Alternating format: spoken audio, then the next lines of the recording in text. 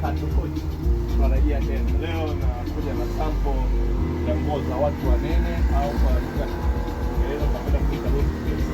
Kuna watu ambao ni mabonge au mtu ambaye amejifungua anajifunza labda na tumbo au ana mimba, upende kuona nguo za kubana ambazo kuna nguo zote ambazo zinaitwa shift, lakini kwa jina lingine la kirahisi inaitwa loose dress. Tunafanya kwa Mikato Hoji.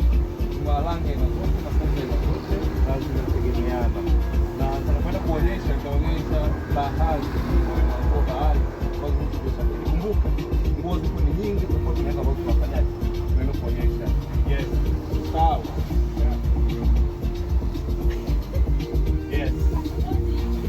Kwa hiyo nguo zetu sisi hapa kuna loose dress kama hii. Hii ya mtu mnene kabisa, mzuri kabisa. Yes. Tunapanda kwa Mikato Hoji. Na sio hiyo. Kuna nguo nyingine loose kama hii, nzuri kabisa, ambayo kama mtu ni mnene ambaye apende kubana, atakuwa ni comfortable au unataka comfortable, unapata nguo kama hii, unavaa mahali popote, haikuimi.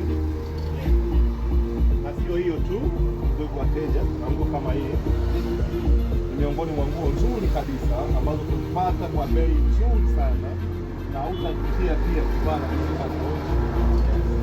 Na sio hiyo tu, kuna gauni nyingine loose tena. Wote leo nimesema naonyesha loose tu. Hizi hapo.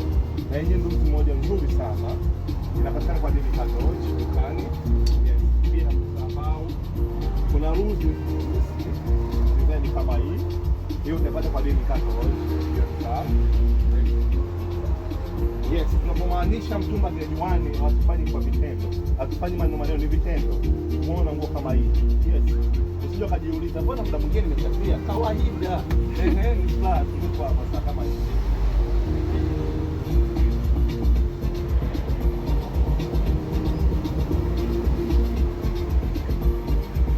Kwa mimi Mikato Hoji bila kusahau au kunifollow kwenye page yangu unapoona iwe TikTok, iwe Insta, iwe Facebook, jina ni moja tu. Ni Mikato Hoji. Yes, utakuta hapo page yangu imependeza kwa nguo nzuri, imepambwa na nguo nzuri na baadhi ya wateja ambao wamependeza pia wanakuja kwenye page yangu. Jamani, tushane mkono, tusapotiane. Yes, twende kama hivyo, tunajituma yani ya kazi kama hiyo. Ili malizo tena